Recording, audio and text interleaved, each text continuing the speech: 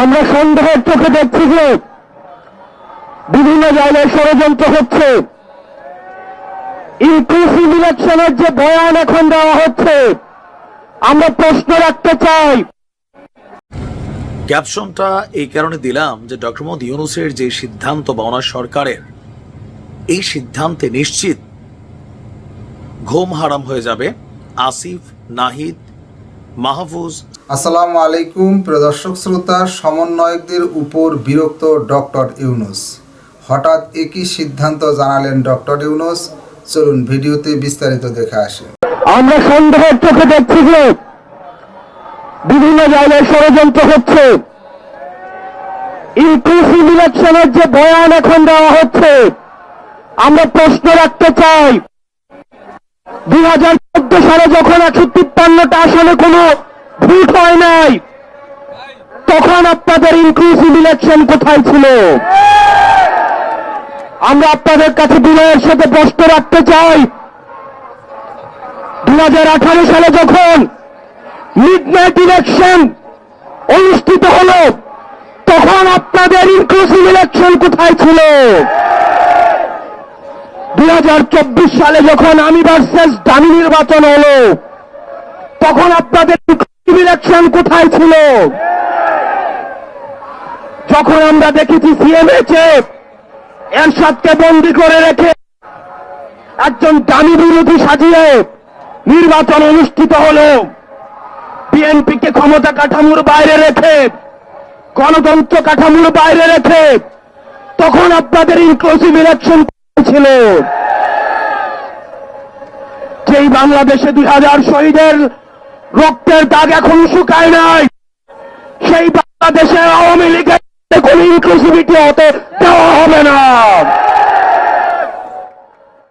সেই বাংলাদেশে এখনো পর্যন্ত হয় নাই, পিলখানা হত্যাকাণ্ডের বিচার হয় নাই, ভারত বিরোধী আগ্রাসন হত্যাকাণ্ডের বিচার হয় নাই, আপনার হত্যাকাণ্ডের বিচার পর্যন্ত সুনিশ্চিত হয় নাই। যে বাংলাদেশে জুলাই দেশে গুম খুন হত্যা এখন সেই হইতে পারে না। সার্বভৌমত্ব রক্ষার ক্ষেত্রে আপনাদের যে অবদান রয়েছে, সেটাকে আমরা স্বীকার করে নেই। কিন্তু আমরা বলতে চাই, রাজনৈতিক পরিমণ্ডলে আপনারা ক্যান্টনমেন্ট থেকে গত 16 বছর যেভাবে নগ্ন হস্তক্ষেপ করেছেন, যেভাবে ক্যান্টনমেন্টের বিভিন্ন দপ্তর উপদপ্তরের মধ্য দিয়ে আপনারা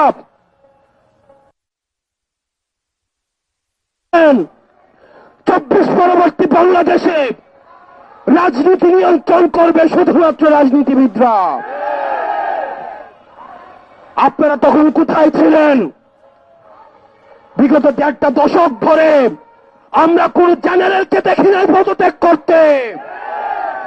দেশে অত অন্যায় অবিচার, এত গুম খুন হত্যা হয়েছে, এত জুলুম প্রতিষ্ঠিত হয়েছে, আমরা কোন সচিবকে দেখি নাই পদত্যাগ করতে।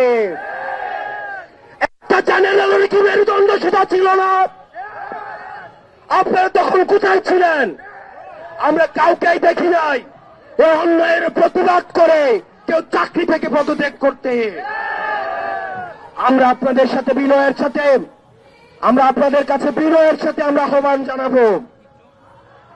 আমরা একটি প্রপার অপেক্ষায় রয়েছি, যে প্রক্রিয়ার মধ্য দিয়ে আমাদের যে ন্যূনতম সংস্কারগুলো রয়েছে, এই সংস্কার প্রক্রিয়া শেষে আমরা একটি ফ্রি, ফেয়ার এন্ড পার্টিসিপেটরি নির্বাচনের মধ্য দিয়ে, যেটি গত 1.5 দশক ধরে রাষ্ট্র কাঠামোর সহযোগিতায় এই গণতান্ত্রিক পরিবেশের কে আপনারা নষ্ট করেছেন, আমরা সেই পরিবেশে ফিরিয়ে দিতে চাই। সুতরাং এই পরিবেশটিকে ফিরিয়ে দেওয়ার জন্য আপনারা বাধা হয়ে দাঁড়াবেন না।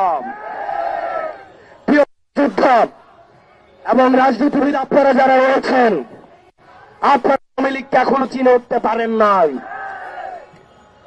শহীদ জিয়াউর রহমান আওয়ামী লীগকে পুনর্বাসন করেছিলেন, সেই দায় মেটাতে হয়েছে। জামাতে ইসলামী আওয়ামী লীগকে পুনর্বাসিত করেছিলেন, তাদের এই দায় মেটাতে হয়েছে। বিভিন্ন ষড়যন্ত্রের মাধ্যমে 2009 সালে আওয়ামী লীগ আবার পুনর্বাসিত হয়েছে। পিলখানা হত্যাকাণ্ডের মধ্য দিয়ে, রাষ্ট্রের প্রতিষ্ঠানগুলো ধ্বংসের মধ্য দিয়ে আগামী 100 বছর ধরে সেই দায় আবার আমাদেরকে দিতে হবে। আবার যদি কেউ আওয়ামী লীগকে আবার পুনর্বাসিত করতে চায়, তাহলে তার জীবন দিয়ে সেই দায় আবার পুনর্বাসিত করতে হবে। প্রিয় সহযোদ্ধা, আমরা আপনাদেরকে বলতে চাই, পরবর্তী বাংলাদেশ হবে নেক্সট বাংলাদেশ উইদাউট আওয়ামী লীগ। পরবর্তী বাংলাদেশ বিনির্মাণ হবে যারা ফ্যাসিবাদ বিরোধী যে রাজনৈতিক দলগুলি রয়েছে, আমাদের বিভিন্ন বিষয় মত পার্থক্য হবে, আমাদের পলিসির জায়গা থেকে ডিসকাশন হবে, ডায়লগ হবে, এগ্রিমেন্ট ডিসএগ্রিমেন্ট হবে। আমাদের সঙ্গে আওয়ামী লীগকে এই রাষ্ট্র কাঠামোর বাইরে রেখে আপনাদের ভুলে গেলে চলবে না। কোন গণতান্ত্রিক প্রক্রিয়ায় ভোটের মধ্য দিয়ে কিন্তু আওয়ামী লীগের বাংলাদেশ থেকে পালাতে বাধ্য হয়নি। আওয়ামী লীগ পালাতে বাধ্য হয়েছে গণঅভ্যুত্থানের মধ্য দিয়ে। পৃথিবীর ইতিহাসে কোথাও কোন নজির নেই, গণঅভ্যুত্থানের মধ্য দিয়ে যারা পালাতে বাধ্য হয় তাদেরকে আবার নির্বাচনে ফিরিয়ে নিয়ে আসা হয়। সুতরাং আওয়ামী লীগের পতন হয়েছে 5ই আগস্ট। 5ই আগস্ট চূড়ান্ত সিদ্ধান্ত হয়ে গিয়েছে। আওয়ামী লীগের নাম, আওয়ামী লীগের মার্কা এবং আওয়ামী লীগের আদর্শ এই বাংলাদেশের রাজনীতি করার অধিকার হারিয়েছে। অন্তর্বর্তীকালীন সরকারের কাছে আহ্বান জানাবো, আমরা আপনাদের কাছে যে আশা করেছিলাম, এখনো পর্যন্ত আপনাদের দৃশ্যমান কোন পদক্ষেপ আপনারা দেখতে পাইনি। আমরা কোন নির্বাহী আদেশের মধ্য দিয়ে আওয়ামী লীগ নিষিদ্ধ চাই না, বরং আওয়ামী লীগ যে কৃত অপরাধ করেছে, যে গণহত্যা চালিয়েছে, যে মানুষের বাক স্বাধীনতাকে রুদ্ধ করেছে,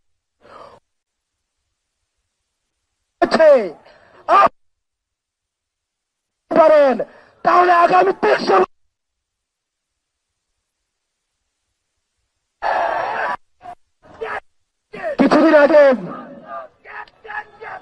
কিছুদিন আগে আপনারা দেখেছেন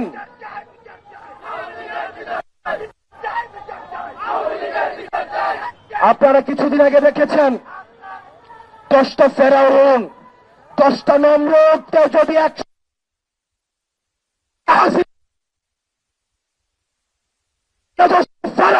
ভয়ঙ্কর, 10টা নমরুদের থেকে ভয়ঙ্কর এই বাংলার মাটিতে হস্তক্ষেপ যতদিন পর্যন্ত আছে, কোন আওয়ামী লীগকে এই বাংলার জমিনে পুনর্বাসিত হইতে দেওয়া হবে না। পরবর্তীকালীন সরকারকে বলতে আওয়ামী লীগের নিবন্ধন বাতিল করতে হবে। আওয়ামী লীগকে বিচার প্রক্রিয়ার মধ্য দিয়ে আওয়ামী লীগ বিষয়ে আপনাদেরকে সিদ্ধান্ত নিতে হবে। আওয়ামী লীগের বিচার প্রক্রিয়ার মধ্য দিয়ে আওয়ামী লীগকে নিষিদ্ধ করতে হবে। আমরা আবারও বলতে চাই, আওয়ামী লীগ হচ্ছে একটা ট্রান্সপ্লান্টেড, একটা ইম্পোর্টেড শক্তি। আওয়ামী লীগ কোন রাজনৈতিক দল নয়, এটা হচ্ছে ভারত আধিপত্যবাদের এক্সটেনশন। আমাদের গতকাল আমাদের উপদেষ্টা মাহফুজ আলম বলেছেন, এই যে এটা নাটাই হচ্ছে ভারতে আর ঘুড়ি ঘুড়ি হচ্ছে বাংলাদেশে। 5ই আগস্ট হচ্ছে সেই ঘুড়ির সুতা আমরা কেটে দিয়েছি। আমরা বলতে চাই, এই ভারতীয় আধিপত্যবাদ এই বাংলাদেশে আর কখনোই ফিরতে দেওয়া হবে না। এই কারণে আমরা বলতে চাই, আমরা কোন ইনস্টিটিউশনের বিরুদ্ধে না, আমরা স্পষ্ট করতে চাই, আমরা কোন ইনস্টিটিউশনের বিরুদ্ধে না, বরং ইনস্টিটিউশনগুলোকে ধ্বংস করা হয়েছে, আমরা পুনঃপ্রতিষ্ঠা করতে চাই। বাংলাদেশ সেনাবাহিনীর উপর আমাদের পূর্ণ আস্থা, পূর্ণ সমর্থন এবং এই ইনস্টিটিউশনের উপর আমাদের পূর্ণ শ্রদ্ধা রয়েছে। আমরা কোনো ব্যক্তির উপরে আমাদের কোনো ধরনের ক্ষোভ নেই। আমরা বলতে চাই, এই ইনস্টিটিউশনের উপর আঘাত করে দেশকে অস্থিতিশীল করবেন না। আপনারা যারা এই ইনস্টিটিউশনগুলো চালাচ্ছেন, আমরা আপনাদেরকে অনুরোধ করব, আপনাদের উপর আস্থা রাখতে চাই, আপনাদের উপর আমরা ভরসা রাখতে চাই। আপনারা আপনাদের যে সার্ভিস রয়েছে, আপনাদের থাকুন। আর রাজনীতির বিষয়টা আপনারা রাজনীতিবিদদেরকে আপনারা দেখতে দেন।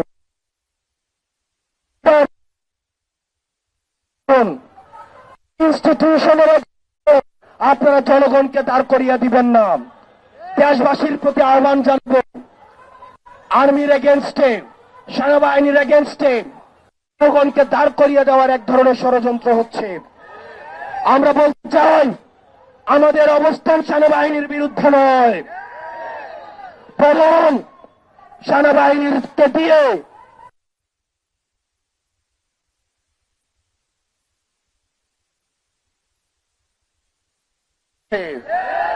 বাংলাদেশ সেনাবাহিনীর যে অবদান রয়েছে, তাদের যে কন্ট্রিবিউশন রয়েছে, এবং বাংলাদেশ সেনাবাহিনী ইনস্টিটিউশনের উপরে আমাদের সম্মান, শ্রদ্ধা এবং আস্থা রয়েছে। আমরা বিশ্বাস করতে চাই তারা আমাদের এই আস্থার প্রতিদান দিবে। প্রিয় সহযোদ্ধা, আমরা বলতে চাই, এই যতদিন পর্যন্ত আপনারা জেগে রয়েছেন, যতদিন পর্যন্ত আপনারা দেশে রয়েছেন, এই ফেসিবাদ বিরোধী এই শক্তিকে আমরা যারা ফেসিবাদ বিরোধী শক্তি রয়েছি, আমরা যদি ঐক্যবদ্ধ থাকি, তাহলে আওয়ামী লীগ বাংলাদেশ আর পুনর্বাসিত হতে পারবে না। আমাদের এই সংকটের সময়ে আমাদের ন্যাশনাল ইউনিটি ধরে রাখতে হবে। অন্যান্য রাজনৈতিক দল যারা রয়েছেন, আমরা আপনাদেরকে আহ্বান জানাবো, আমাদের মধ্যে মত পার্থক্য হতে পারে, এই মত পার্থক্যের ঊর্ধ্বে উঠে আপনাদের উপরে আওয়ামী লীগের জুলুমের, আপনাদের উপরে পরিমাণ নির্যাতন গত 1.5 দশক চালিয়েছে, শুধুমাত্র কিছু ভোটার বিনিময়ে সেই জুলুম আপনারা ভুলে যাবেন না। আপনারা যদি এই জুলুমগুলো ভুলে গিয়ে আওয়ামী লীগের সাথে আপোষ করেন, তাহলে আপনারা যারা এই যে আমাদের যারা মজলুম রয়েছে, তাদের সাথে আপনাদের বেইমানি করা হবে। আমরা বলতে চাই, 5 আগস্টের পূর্বে আমরা যেভাবে আপনাদের সামনে ঢাল হয়ে দাঁড়িয়েছিলাম, ঠিক একইভাবে আপনাদের সন্তানরা, আমরা আপনাদের সামনে আমরা ঢাল হয়ে দাঁড়িয়ে থাকবো। আমরা একসাথে পরবর্তী বাংলাদেশ বিনির্মাণ করব। ইনকিলাব জিন্দাবাদ, এনসিপি জিন্দাবাদ। ক্যাপশনটা এই কারণে দিলাম যে ডক্টর মোহাম্মদ ইউনূসের যে সিদ্ধান্ত বা ওনার সরকারের এই সিদ্ধান্তে নিশ্চিত ঘুম হারাম হয়ে যাবে আসিফ, নাহিদ, মাহফুজ, সার্জিস, হাসনাত, আবু বাকের, হান্নান, মাসুদ, এই লেভেলের যারা খেলোয়াড় আছেন তাদের অনেকেরই। আর এই ঘুম হারাম করার পেছনে 2টা সিদ্ধান্ত খুবই প্রবলভাবে তাদেরকে ইফেক্ট করতে যাচ্ছে। একটা হচ্ছে আওয়ামী লীগকে নিষিদ্ধের কোনো পরিকল্পনা সরকারের নেই, তবে অপরাধী যারা তাদের বিচার হবে। এটা তাদের জন্য একটা বড় ধাক্কা। এই ধাক্কার পরপর আরেক ধাক্কা আসতেছে যে এনসিপি এই স্বল্প সময়ে রাজনৈতিক দল গঠনের আগে এবং পরে বাংলাদেশের প্রত্যেকটা বড় যে রাজনৈতিক দল আছে, বিশেষ করে বিএনপি, তাদেরকে যথেষ্ট খোঁচাই ফেলছে। আপনি ফেসবুকে এখন যখন দেখবেন সমন্বয়কদের যে কোনো পোস্টে 1,500-5,000 কমেন্ট হোক, এর মধ্যে 30%-40% কমেন্ট কিন্তু বিএনপি এবং জামাতের নেতাকর্মীদের আছে, বাকিগুলো আওয়ামী লীগের হয়তো বা হতে পারে। এখন কেন?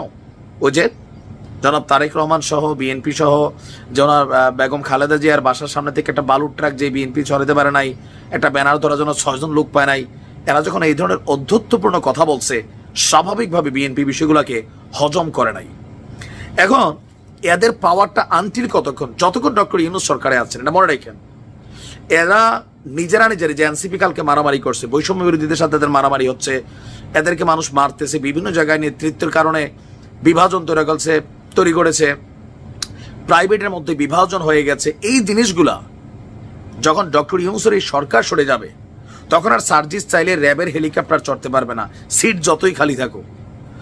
চাইলে এদের জন্য সরকারি বাস রিকুইজিশন করে এদের পার্টির প্রোগ্রামে আসবে না, চাইলে এদেরকে আর পেছন থেকে বড় লোকরা টাকা করে দেবে না, তখন এরার রাজনৈতিক কর্মকাণ্ডটা মুখ থুবড়ে পড়বে।